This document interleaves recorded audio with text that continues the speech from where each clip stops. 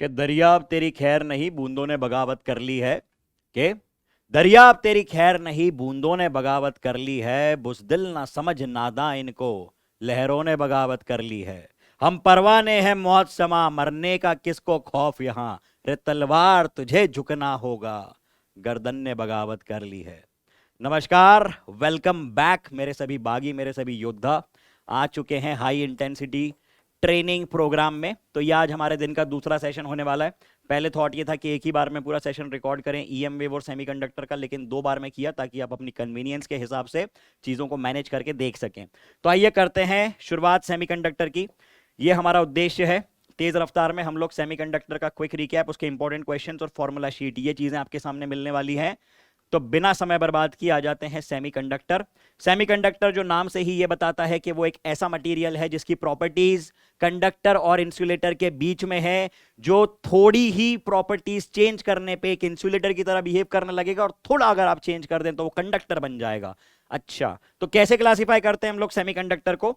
Semiconductor को classify किया जाता है एज इंट्रिंसिक, इंट्रिंसिक और एक्सट्रिंसिक, इंट्रिंसिक और एक्सट्रिंसिक। अच्छा, बड़ी अच्छी बात है। What is this intrinsic semiconductor? Intrinsic का मतलब होता है प्योर सेमीकंडक्टर। अच्छा सर, ये बनता किससे है? ये कार्बन फैमिली से बनता है, जैसे कि सिलिकॉन, जर्मेनियम। अब ये क्यों लेते हैं हम लोग? क्योंकि उसके पास प्रॉपर्टी होती है कैटिनेशन की। 4 इलेक्ट्रॉन्स है, 4 जगह से हाथ मिला के वो अपना स्ट्रक्चर डेवलप कर सकता है। तो एक प्योर सेमीकंडक्टर जिसमें कंडक्शन, ध्यान से सुनना है कि एक बात, एक प्योर सेमीकंडक्टर जिसमें कंडक्शन प्योरली डिपेंडेंट है। कंडक्शन, कंडक्शन शॉर्ट में लिख रहा हूं, डिपेंडेंट है किस पे? डिपेंडेंट है थर्मल इलेक्ट्रॉन्स पे। किस पे भाई साहब? थर्मली जनरेटेड इलेक्ट्रॉन्स पे। अब जैसे ये एक चित्र आपके सामने ऑलरेडी मैंने बना के रखा है, यहां पे बीच में एल्यूमिनियम डाला है, लेकिन मैं प्योर की बात करूं तो यहां पे सिलिकॉन होता। क्या कह रहा हूं मैं कि ये तो इम्प्योर है, भी समझाऊंगा ये क्या है। लेकिन यहां पे अगर सिलिकॉन है तो उस सिचुएशन में प्योर सेमीकंडक्टर में कंडक्शन किस पे डिपेंड करेगा? वो डिपेंड करेगा थर्मली जनरेटेड इलेक्ट्रॉन, मतलब हीट लेगा वो मटेरियल आसपास से और एक इलेक्ट्रॉन डिसलोकेट हो जाएगा, जिसकी वजह से सिस्टम में भगदड़ मच जाएगी और सिस्टम में कंडक्शन चालू होगा। लेकिन क्या ये एक प्रॉपर तरीका है? बिल्कुल भी नहीं। क्या इससे हमको सफिशिएंट कंडक्शन मिल सकता है? बिल्कुल भी नहीं। तो क्या इंट्रिंसिक सेमीकंडक्टर को हम यूज कर सकते हैं? बिल्कुल भी नहीं। तो हमको क्या करना पड़ेगा? मिलावट करनी पड़ेगी। हम बड़े स्वार्थी लोग हैं, हम हमारे फायदे के लिए किसी भी मटेरियल में कुछ भी डाल सकते हैं। जैसे कि सिलिकॉन में हमने फास्फोरस को डाल दिया, सिलिकॉन में हमने एल्यूमिनियम को डाल दिया, तो ये बन गया एक्सट्रिंसिक सेमीकंडक्टर, यानी कि इम्प्योर सेमीकंडक्टर। दो तरह के होते हैं, एक एन टाइप होता है, एक पी टाइप होता है। एन टाइप नाम से ही समझ में आ रहा है कि नेगेटिव, नेगेटिव मतलब आप एक ऐसी इंप्यूरिटी डाल रहे हैं जिसके पास कंपैरेटिवली ज्यादा, एक एक शब्द बहुत टेक्निकल बोल रहा हूं मैं, एक एक शब्द बिल्कुल टेक्निकल है जो मुंह से निकल रहा है। आप एक ऐसा एलिमेंट डाल रहे हैं जिसके पास कंपैरेटिवली सिलिकॉन से ज्यादा नंबर ऑफ इलेक्ट्रॉन्स आ रहे हैं सिस्टम में। ठीक है, तो कैसी, कितनी वैलेंसी होनी चाहिए? सिलिकॉन के पास वैलेंसी 4 है, आप ऐसा डाल रहे हो जिसके पास वैलेंसी 5 है, तो मतलब आपने डाला यहां पे, आपने डाला यहां पे पेंटावैलेंट, पेंटा पेंटा पेंटा वैलेंट, पेंटावैलेंट इंप्यूरिटी डाली आपने। ठीक है, ये प्योर और ये इम प्योर, बड़ी अच्छी बात है। पी टाइप में, पी टाइप में trivalent, trivalent impurity डाली। सर अब क्या मतलब है इस बात का, थोड़ा सा एक्सप्लेन करो। ये आपके सामने चित्र बना के रखा है मैंने, बीच में यहां पे सिलिकॉन होता अगर तो वो प्योर कहलाता, लेकिन हमने क्या किया? सिलिकॉन को हटा दिया और फास्फोरस को डाल दिया। फास्फोरस जब गया तो क्या गया? एडिशनल इलेक्ट्रॉन गया। ये आपके सामने मैंने दर्शा के रखा है, आपके सामने दिख रहा है एडिशनल इलेक्ट्रॉन।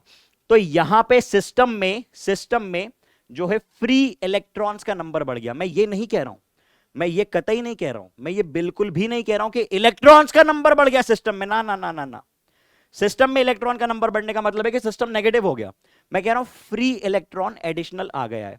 और आपने सिर्फ एक फास्फोरस तो डाला नहीं होगा, अनंत फास्फोरस डाले होंगे, तो अनंत फ्री इलेक्ट्रॉन्स आ गए। अब यहां पे जो है कंडक्शन हो सकता है।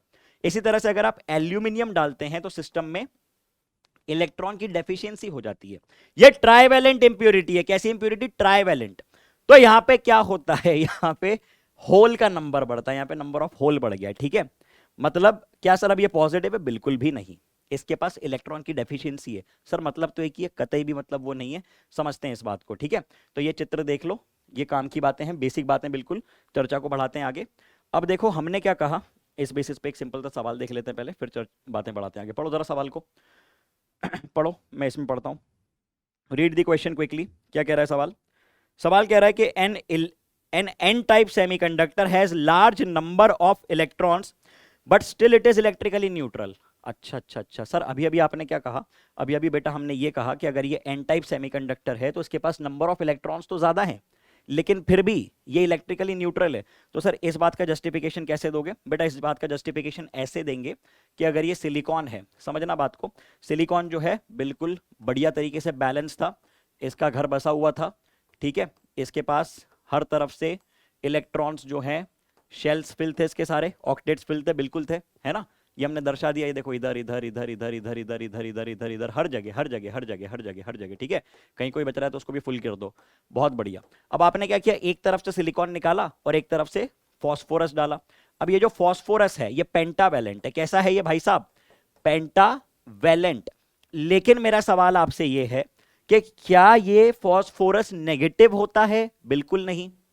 क्या इसके पास number of electrons number of proton से ज्यादा होते हैं? बिल्कुल भी नहीं। तो जब ये न्यूट्रल है, जब ये फॉस्फोरस न्यूट्रल है, जब ये पूरा सिस्टम सिलिकॉन का न्यूट्रल है, तो आप एक न्यूट्रल चीज में न्यूट्रल चीज डाल के पॉजिटिव या नेगेटिव कैसे जनरेट कर सकते हो? दिमाग में जा रही है क्या बात? अरे भैया, जितने प्रोटॉन इसके पास उतने ही नंबर ऑफ इलेक्ट्रॉन, जितने प्रोटॉन सिस्टम में उतने नंबर ऑफ इलेक्ट्रॉन। तो सर फिर इलेक्ट्रॉन आप ऐसा कैसे बोल रहे हो कि ज्यादा हो गए? फ्री इलेक्ट्रॉन ज्यादा हो गए हैं क्योंकि बॉन्डिंग नहीं हो पाई एक जगह पे, इसकी वैलेंसी ज्यादा है। समझ रहे हो? आखिरी शेल में इसके पास 4 और इसके पास 5, तो एक बेघर इलेक्ट्रॉन इसके पास होगा ही, सीधी सी बात है। तो इसका जवाब हम क्या देंगे? इसका जवाब सीधा सा हम ये देंगे कि एन टाइप सेमीकंडक्टर की चर्चा की जाए तो एन टाइप सेमीकंडक्टर होता है tetravalent, sorry n type semiconductor की बात की जाए तो उसमें number of electrons, number of free electrons जो है ज्यादा होते हैं, क्योंकि आपने कैसी इंप्यूरिटी मिलाई? पेंटावैलेंट इंप्यूरिटी मिलाई। सिलिकॉन की कितनी थी? 4, और उधर से आ रहा है जो उसके पास कितने हैं? 5 हैं। तो आपने लिखा n type semiconductor the pentavalent, this should be pentavalent not impurity. The tetravalent atom shares 4 of its valence shell with 4 valence shell electrons of the host, while the 5th electron remains almost free. This impurity atom as a whole, this impurity atom as a whole is neutral. चलो बहुत बढ़िया। So the semiconductor is neutral. क्या कहा हमने? In short हम ये कह रहे हैं कि भाई साहब इंडिविजुअली सिलिकॉन न्यूट्रल है, पेंटावेलेंट इंप्यूरिटी भी जो आप ला रहे हैं वो भी तो आपस में खुद में अपने आप में न्यूट्रल ही है। जब आप इनको मिलाएंगे तो फिर ये कैसे बोल सकते हो कि चीज जो है पॉजिटिव या नेगेटिव बन जाएगी? क्लियर है बात? सिंपल सी बात थी, बातों को बढ़ा दें आगे। Read the next question. क्या कहता है ये सवाल? ये सवाल कहता है कि at what temperature would N intrinsic semiconductor behave like insulator. अब इंट्रिंसिक सेमीकंडक्टर की अगर चर्चा की जाए, समझना बात को, इंट्रिंसिक सेमीकंडक्टर की अगर चर्चा की जाए तो यह प्योरली डिपेंडेंट होता है टेम्परेचर पे, क्योंकि यहां पे फंडा किसका आता है? यहां पे फंडा आता है थर्मल इलेक्ट्रॉन्स का। यहां पे बात डिपेंडेंट होती है थर्मली जनरेटेड इलेक्ट्रॉन्स पे, ठीक है। यहां पे कोई इंप्यूरिटी वगैरह आपने नहीं मिलाई है, यहां पे पूरा डिस्कशन चलता है थर्मल इलेक्ट्रॉन्स के कारण। यहां पे कंडक्शन होता है थर्मल इलेक्ट्रॉन्स के कारण। तो अगर आप इसका वाइब्रेशन बंद करवा दें, अगर वाइब्रेशनल ऐसा कह लेते हैं, वाइब्रेशनल एनर्जी ओके, अगर वो निपट जाए, अगर वो समाप्त हो जाए तो फिर कोई कंडक्शन वगैरह नहीं बचेगा। और वो कब होता है? वैसा कब होता है? वैसा होता है 0 केल्विन पे, एब्सोल्यूट 0 पे। वैसा कब होता है? वैसा होता है एब्सोल्यूट 0 पे। तो सिंपल 1 मार्क का सवाल है, ये एक्सप्लेनेशन है और आंसर इसका है कि at 0 kelvin, this is the answer, ठीक है। सिंपल सी बात, बिना तो चलो बातों को बढ़ाते हैं आगे। अगला सवाल आपके सामने है, ये पढ़ो जरा सवाल को। क्या कह रहा है ये? Why are the elemental dopants of silicon और germanium usually chosen from group 13 और ग्रुप 15। मतलब आप डोपिंग के लिए ग्रुप 13 या ग्रुप 15 को ही क्यों चूज करेंगे? तो इसके 2 कारण हैं। सबसे पहली बात तो ये है कि बेसिकली हम चाह क्या रहे हैं, जब हम एक्सट्रिंसिक सेमीकंडक्टर बनाना चाहते हैं, जब हम एक्सट्रिंसिक सेमीकंडक्टर बनाना चाहते हैं तो बेटा हम क्या चाहते हैं? हम ये चाहते हैं कि उसकी कंडक्टिविटी बढ़े, और इसके लिए हम यूज करते हैं ट्राइवेलेंट या तो पेंटावेलेंट इंप्यूरिटीज, ठीक है। ट्राईवैलेंट इंप्यूरिटीज यूज कर सकते हैं या तो पेंटावैलेंट इंप्यूरिटीज यूज कर सकते हैं, ठीक है। ट्राईवैलेंट इंप्यूरिटीज या तो पेंटावैलेंट। ट्राईवैलेंट इंप्यूरिटीज अगर आप यूज करते हैं तो आपके पास बनता है P type semiconductor. Pentavalent use करते हैं तो एन टाइप सेमीकंडक्टर बनता है। बड़ी ही अच्छी बात है, बड़ी ही अच्छी बात है। लेकिन सवाल यह है कि सर 13-15 एलिमेंट से ही क्यों? वो इसलिए क्योंकि अगर आप स्ट्रक्चर की बात करें, जैसे मान लीजिए ये सिलिकॉन का स्ट्रक्चर है, ठीक है, ये सिलिकॉन का स्ट्रक्चर है। अब आपको एक सिलिकॉन निकाल के कोई दूसरा आइटम डालना है और आपने इस तरह का आइटम ले लिया, आपने एक इस प्रकार का आइटम ले लिया भैया जिसका साइज इतना बड़ा है। अब इसको यहां पे कैसे फंसाओगे? दिक्कत हो जाएगा, लेटाइस टूट जाएगा आपका, डिस्टॉर्ट हो जाएगा। तो ये है समझने वाली बात। और इसमें अब हम क्या लिखेंगे? इसमें हम ऐसा लिख सकते हैं, the size of dopant atom should be almost same as that of the pure semiconductor. सीधी सी बात है, so that it does not distort the pure semiconductor lattice structure easily. ठीक है, बातों को बढ़ाएं आगे। चलिए, so let's take the discussion further. Read the next question. क्या बोल रहा है अगला सवाल? Tin, carbon, silicon and germanium all are group 14 element. ये सबके सब ग्रुप 14 एलिमेंट है, बड़ी अच्छी बात है। तो स्टिल टिन जो है वो कंडक्टर है, कार्बन इंसुलेटर है, सिलिकॉन और जर्मेनियम जो है वो क्या है? वो सेमीकंडक्टर हैं।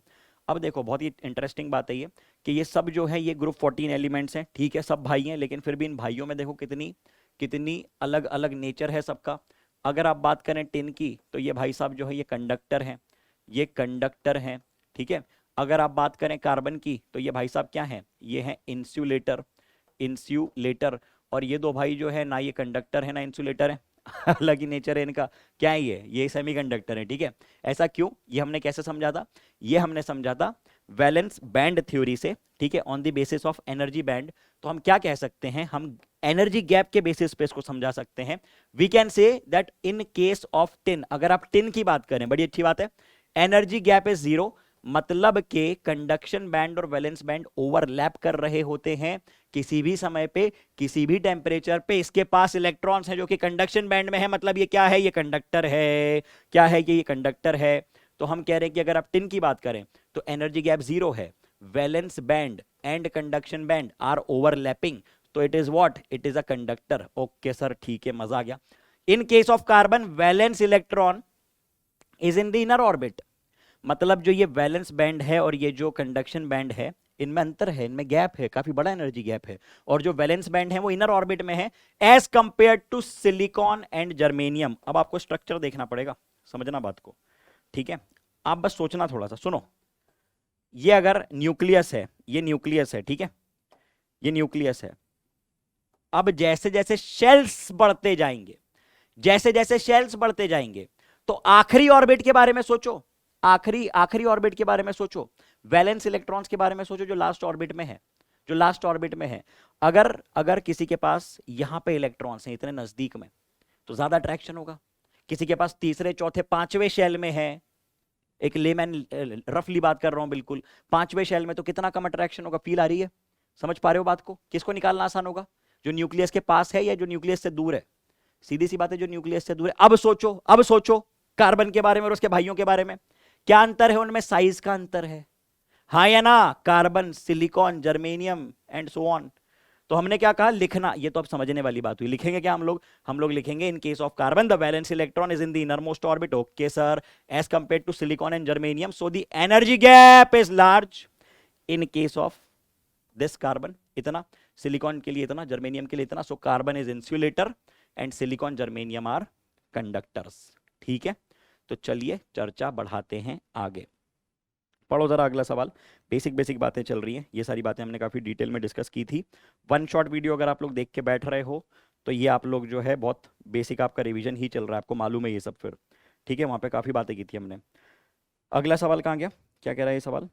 अगला सवाल है डिस्टिंग्विश वाला ना, हाँ। तो ये पढ़ो जरा सवाल को। Distinguish between intrinsic and extrinsic semiconductor on the basis of the energy gap.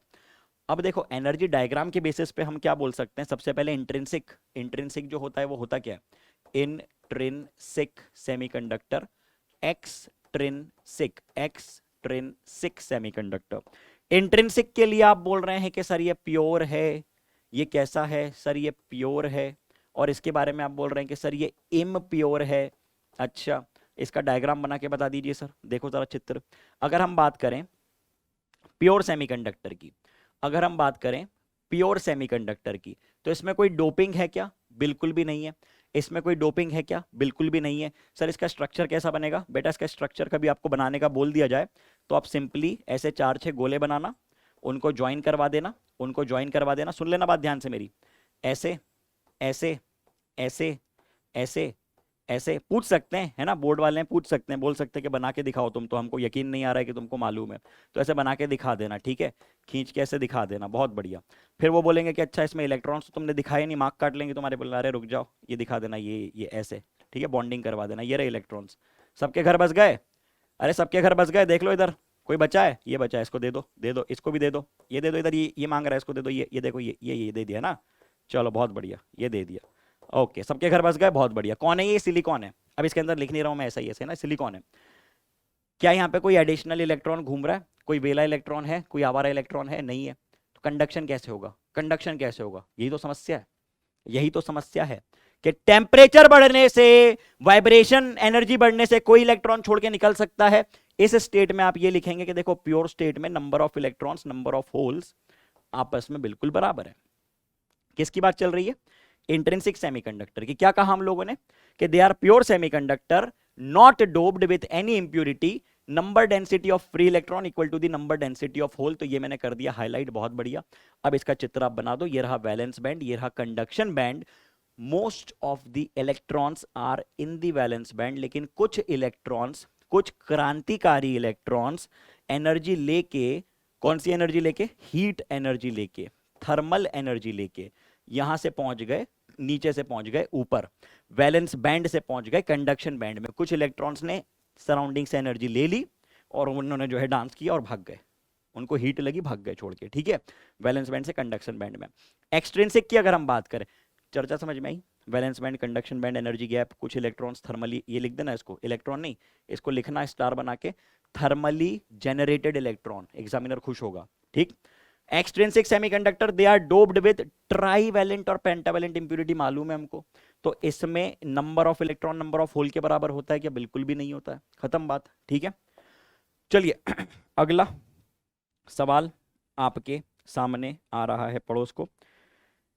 In half wave rectifier what is the output frequency if the input frequency is 50 hertz? ये एनसीईआरटी का सवाल है।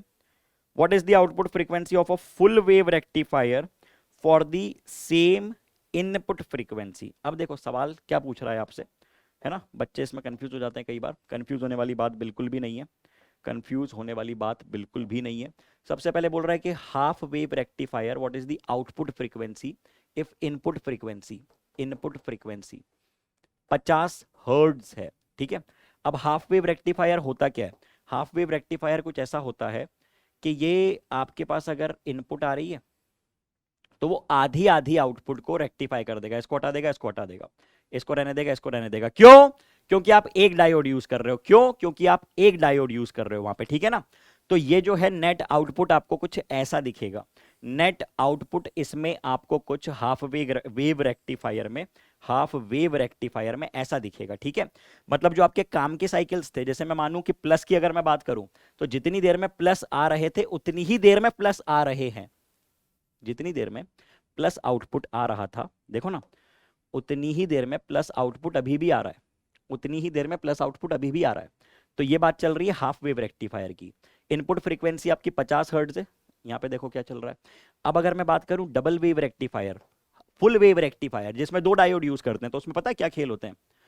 उसमें पता है क्या खेल होते हैं? उसमें आप 2 डायोड यूज करेंगे और उसके कारण दोनों की वजह से आपको अलग अलग अलग अलग आउटपुट्स मिलेंगे। मतलब एक साइकिल एक ने रोकी, दूसरी साइकिल दूसरे ने रोकी, ठीक है, याद आ रहा है, पढ़ा था हम लोगों ने ये।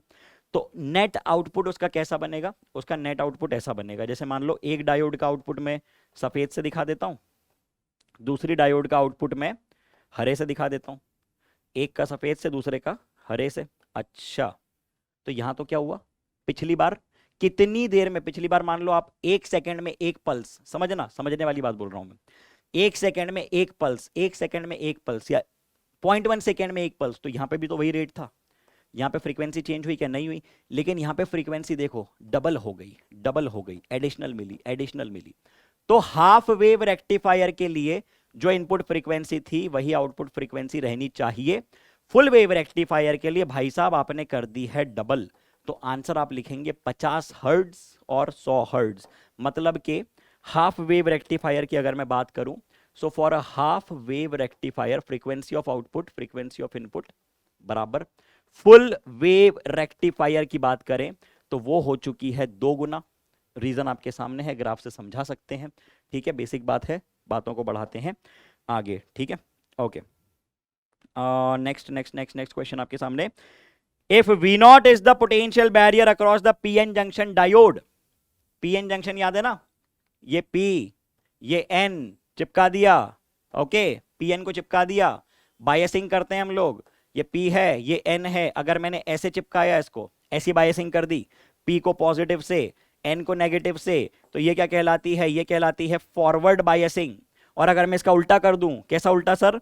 अगर मैं पी को नेगेटिव से जोड़ दूं, अगर मैं पी को नेगेटिव से जोड़ दूं, एन को पॉजिटिव से जोड़ दूं, तो ये क्या कहलाती है? ये कहलाती है रिवर्स बायसिंग। फिर से बताइए सर, पी को जोड़ो पॉजिटिव से, पी को जोड़ो पॉजिटिव से, पी को जोड़ो पॉजिटिव से, जोड़ दिया, एन को जोड़ो नेगेटिव से, जोड़ दिया, ये बन गई क्या? ये बन गई फॉरवर्ड बायसिंग। फॉरवर्ड बायसिंग में क्या होगा सर?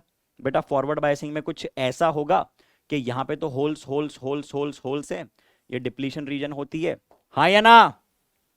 यहाँ पे electron electron electron electron electron है, कुछ इलेक्ट्रॉन्स इधर आ जाते हैं, ठीक है, कुछ होल्स इधर आ जाते हैं गोल गोल, इसको हम लोग डिनोट कर देते हैं इलेक्ट्रॉन को नेगेटिव से, थोड़ा सा आसान रहेगा। देखो जरा ध्यान से, ये मैंने इसको जोड़ दिया, ये डिप्लीशन रीजन, बहुत बढ़िया, ठीक। और ये 0 0 hole hole hole, electron electron electron electron electron electron, कुछ इलेक्ट्रॉन्स इधर से उठ के इधर आ जाते हैं, डिफ्यूज हो जाते हैं, कुछ होल्स यहां डिफ्यूज हो जाते हैं, मालूम है हमको। अब जैसे ही आप बायसिंग करेंगे तो क्या होगा? इस पे धक्का लगेगा, इन पे यहां धक्का लगेगा, तो क्या होना चाहिए? तो क्या होना चाहिए? पूछ क्या रहा है बेसिकली वो आपसे? वो बोल रहा है कि अगर ये V2 जो है ना, ये बैरियर पोटेंशियल है, ये बैरियर पोटेंशियल है, ठीक है। इफ, क्लियरली पूछ रहा है ये, if V not is the barrier potential, ठीक है, if V not is the barrier potential, अगर ये बैरियर पोटेंशियल है VB, तो इस केस में और इस केस में से फॉरवर्ड बायसिंग कौन सी है, रिवर्स बायसिंग कौन सी है? फॉरवर्ड बायसिंग कौन सी होगी? फॉरवर्ड बायसिंग कौन सी होगी? जिसमें बैरियर पोटेंशियल की वैल्यू घटे। फॉरवर्ड बायसिंग कौन सी होगी? जिसमें बैरियर पोटेंशियल की वैल्यू डिक्रीज हो। फॉरवर्ड बायसिंग कौन सी होगी? फॉरवर्ड बायसिंग वो होगी जिसमें के बैरियर पोटेंशियल की वैल्यू घटे। तो किस में घट रही है? ग्राफ नंबर 3 में घट रही है, तो हम बोलेंगे कि ये फॉरवर्ड बायसिंग है और ये रिवर्स बायसिंग है। क्या ये बात समझ में आती है? क्या ये बात समझ में आती है? तो हम लोगों ने कह दिया कि फॉरवर्ड बायसिंग कर्व नंबर 3, ठीक है, उसमें बैरियर पोटेंशियल की वैल्यू डिक्रीज हो रही है। रिवर्स बायसिंग कर्व नंबर 1, उसमें इंक्रीज हो रही है, ठीक है। याद रखना फॉरवर्ड बायसिंग कैसा होता है? पॉजिटिव को P से, नेगेटिव को N से, ठीक। चलो सिंपल सिंपल सी बातें तो पूछते हैं एग्जाम वाले। अगले सवाल पे आओ। In the circuit diagram given below find the current through 15 ohm and 5 ohm resistor. अब देखो पहले तो ये बताओ, डायग्राम को देख के, ये डायोड्स को देख के, D1 D2 कहाँ गया? यहाँ है। D1 D2 को देख के ये बताओ कि कौन सा फॉरवर्ड है कौन सा रिवर्स है। अब इसमें अगर आप इस वाले को देखो D1 को, तो ये फॉरवर्ड बायस है, इसको देखो तो ये रिवर्स बायस है। अब रिवर्स बायस है तो वो क्या करेगा? खेल बिगाड़ देगा, जाने देगा करंट को, नहीं जाने देगा। तो इसका होना ना होना कोई किसी काम का नहीं है। ऐसा नहीं करता हूँ, नोट्स खराब हो जाएंगे आपके, ठीक है। ये फॉरवर्ड बायस है और ये रिवर्स बायस है। तो ये जो नेट डायग्राम है ना, आप इतना बना सकते हो, नेट डायग्राम आप इतना बना सकते हो, इतना, कितना? अरे इतना, उसको हटा के फेंक दिया आपने, बहुत बढ़िया। तो ये है D1, ये है 5 ओम और ये है 3 वोल्ट। आपको क्या निकालना है? आपको निकालना है करंट। सो आई, क्या पूछा? करंट ही पूछा ना इसने। ये बोल रहा है कि हाँ करंट थ्रू द रजिस्टर, खत्म बात, खेल ही खत्म हो गया। आई इक्वल्स टू वी, वी कितना है? 3 डिवाइडेड बाय आर, आर कितना है? 5, ठीक है, 5 ओम। तो ये सीधा आपने लिख दिया करंट कितना? 3/5 ampere. This is the answer, this is the answer, this is the answer, this is the answer, 0.6 ampere. Okay, D2 reverse bias था, ये बन गया आपका नेट सर्किट। ये बन गया आपका नेट सर्किट। अब आ जाओ अगले सवाल पे। क्या कहता है अगला सवाल? For the circuit shown in the figure, find the current flowing through the 1 ohm resistor, assuming that the two diodes are ideal diodes। फिर वही बात आ गई है आपके सामने, कौन सा फॉरवर्ड कौन सा रिवर्स, कोई इतनी बड़ी बात ही नहीं है। अब तो आप ही बता दोगे मुझको कि सर ये फॉरवर्ड है और ये हाँ सही लिख रहा हूँ ना, रिवर्स है, तो रिवर्स वाले को हटा दो। अरे रिवर्स वाले को हटा दो, हटा दिया, तो ये बन गया 2 ओम, 1 ओम, ठीक है, 6 वोल्ट। क्या निकालना है? करंट निकालना है। क्या निकालना है? करंट निकालना है। I equals to V divided by R. तो कितना बन गया ये? 2 एम्पियर का। क्या मतलब इतने सिंपल सिंपल सवाल पूछ रहे हैं? 2013 हॉट से लिखा हुआ, काय का हॉट? सिंपल था तो सवाल था, ठीक है। 2 ओम, चलो 2 एम्पियर। तो आसान आसान सी बातें, बातों को बढ़ाते हैं आगे। अगला सवाल आपके सामने आ गया है, ये रीड करो सवाल को। क्या कहता है? Read the question. The following table provides the set of values of V and I for a given diode, assuming the characteristic to be nearly linear over this range, calculate forward and reverse bias resistance of the diode। आपको information देके रखिए forward और reverse bias characteristics के corresponding, ठीक है।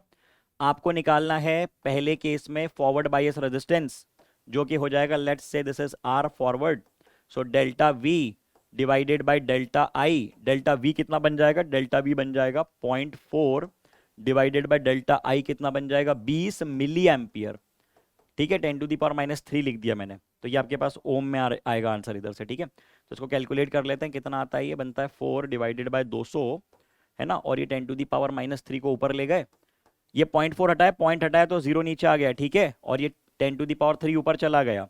बच्चे confuse हो जाते हैं कई बार इसमें, सिंपल सिंपल सी बातों में होना नहीं है, ठीक है। 1 2 1 2, तो ये बना 40/2 यानी 20 ओम। पहले केस का आंसर आ गया 20 ओम। दूसरे केस पे आते हैं। दूसरा केस आपके सामने है रिवर्स बायस का, तो आसानी से करके दिखा देते हैं एग्जामिनर को। कितना बन जाएगा ये? रिवर्स बायस का रेजिस्टेंस, रिवर्स बायस का रेजिस्टेंस बन जाएगा डेल्टा वी बटे डेल्टा आई। तो डेल्टा वी कितना है? 2 है, 2।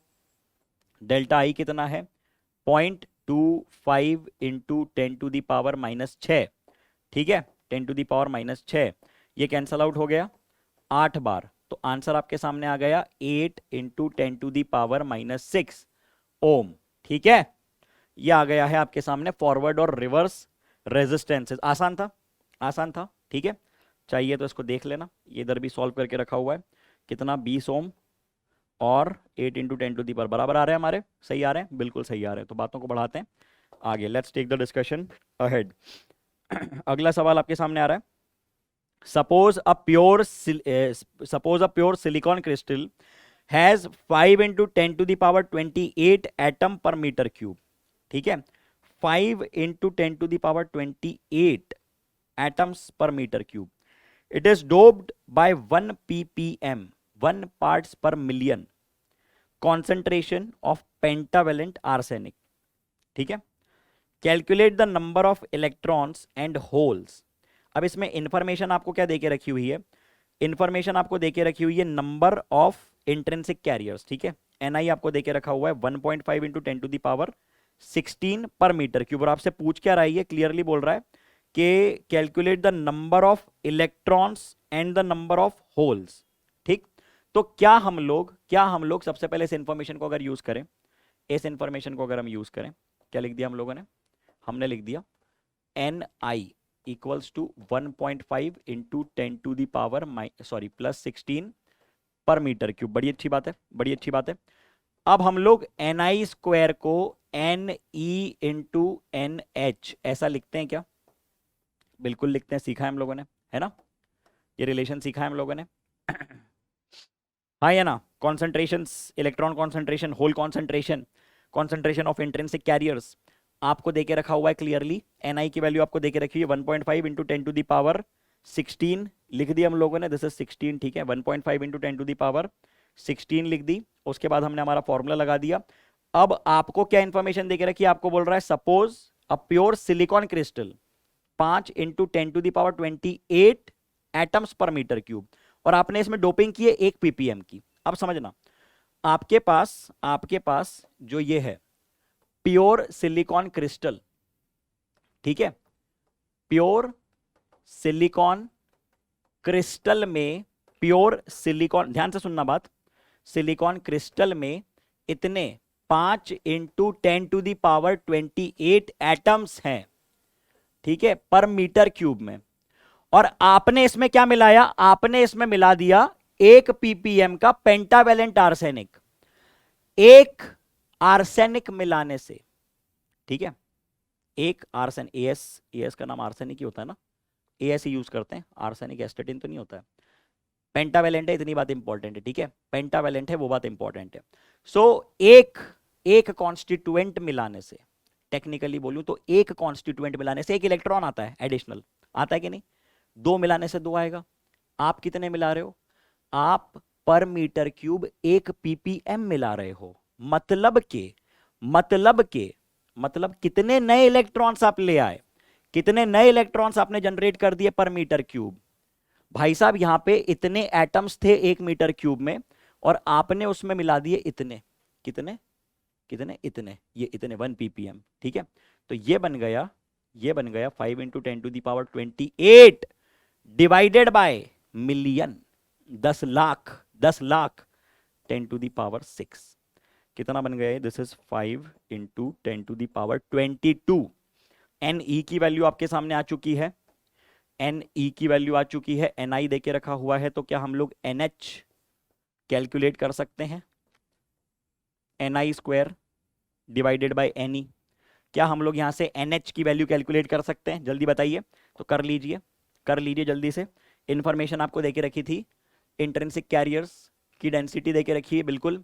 नंबर ऑफ इलेक्ट्रॉन्स आपने कैलकुलेट कर लिए, बहुत बढ़िया। अब लगा दिया फॉर्मूला और कैलकुलेट कर लिया NH, ये है आंसर।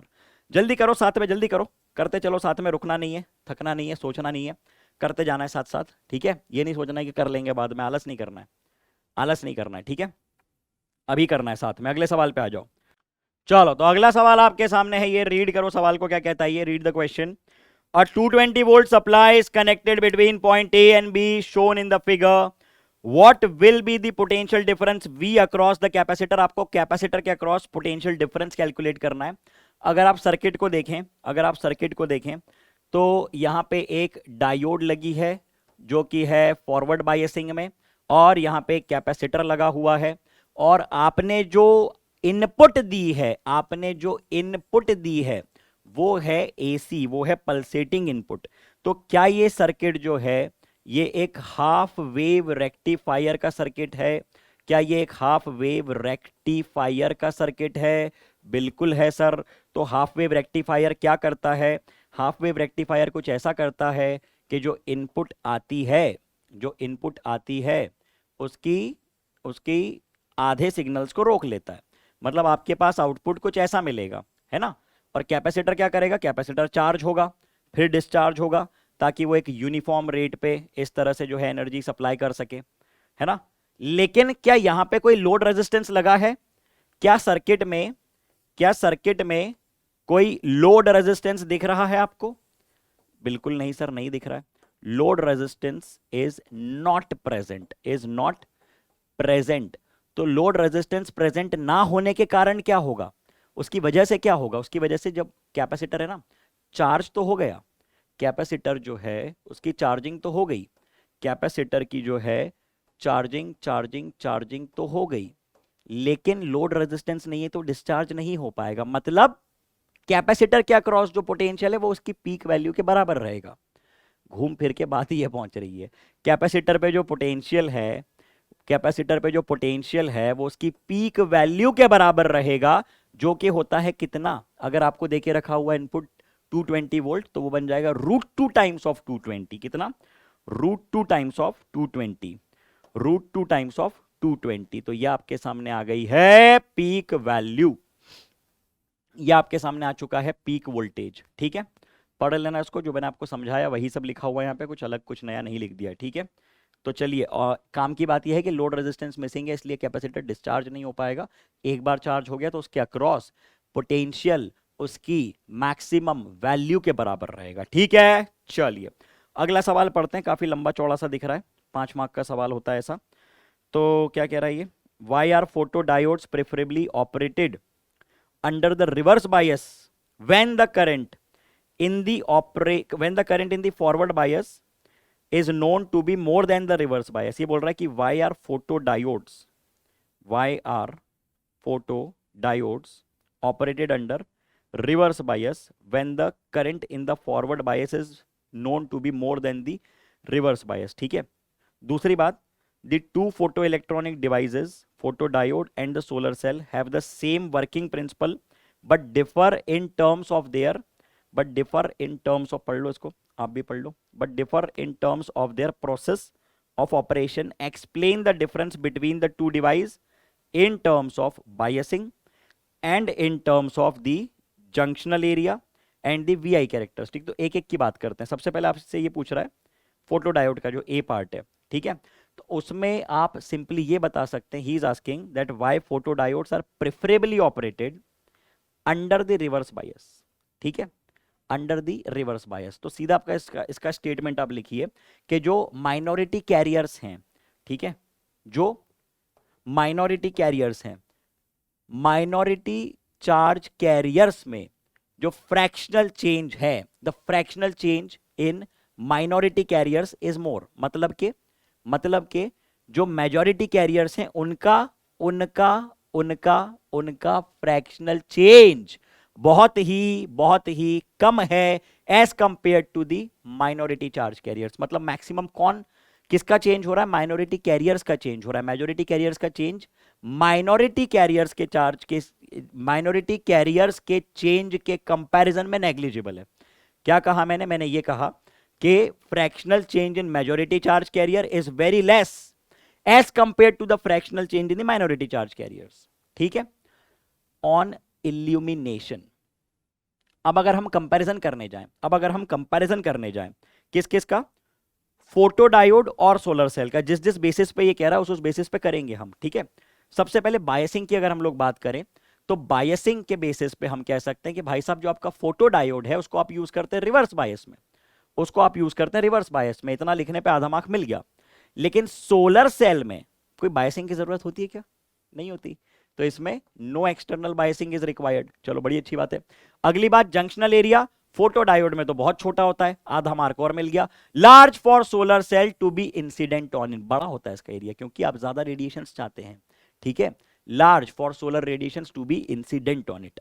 और तीसरी बात ये आपसे पूछ रहा है वीआई कैरेक्टरिस्टिक, तो सिंपली वीआई कैरेक्टरिस्टिक आप बना सकते हैं रिवर्स बायस की। आपको मालूम है कि रिवर्स बायस की अगर आप चर्चा करें तो ये चल रहा है आपका दिस शुड बी वी। ठीक है, ये वी है, ये आई है इधर। ठीक है, so this is in micro ampere, current is in micro ampere. अलग अलग इंटेंसिटीज के कारण आपने अलग अलग ग्राफ बनाया है। जितनी ज्यादा इंटेंसिटी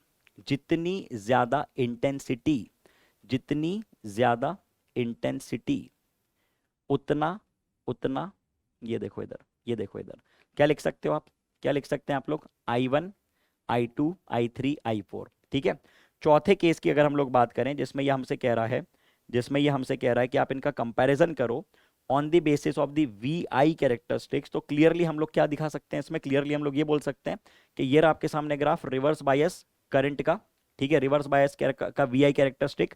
और अगर आप बात करें सोलर सेल की, तो हमको मालूम है कि एक शॉर्ट सर्किट और एक ओपन सर्किट, एक शॉर्ट सर्किट करंट सिचुएशन में होता है, ये रहा ISC डिनोट कर दिया हम लोगों ने, और एक ओपन सर्किट वोल्टेज होता है सर्किट में जिसको हम लोगों ने VOC से डिनोट कर दिया। ठीक, तो ये इतनी चर्चा आप लोग लिख देंगे, आपका काम हो जाएगा। So let's take the discussion ahead, बातों को बढ़ाते हैं आगे। एक क्विक रिकैप फॉर्मूले पे, हम लोगों ने क्या देखे हैं अभी तक, फॉर्मूले क्या समझे हैं। फॉर्मूला अगर हम लोग बात करें, number of electrons equal to the number of holes, तो ये किस तरह का कैरियर कहलाएगा, किस तरह का कंडक्टर कहलाएगा, दिस इज इंट्रिंसिक। ठीक है, दिस इज इंट्रिंसिक सेमीकंडक्टर, जिसमें कि नंबर ऑफ इलेक्ट्रॉन्स और नंबर ऑफ होल्स आपस में बराबर होते हैं। ठीक है, अगर आपने कह दिया कि number of electron is lesser than the number of hole, तो होल डोमिनेंट है सिचुएशन में, ये बन गया P type. Number of electron greater than the number of hole, ये बन गया N टाइप। बहुत बढ़िया। Number of electron into number of hole equal to Ni square. Ni क्या है? Density of intrinsic carrier. अभी सवाल किया हम लोगों ने, इस पे रिलेशन हमको याद रखना है, काम की बात है।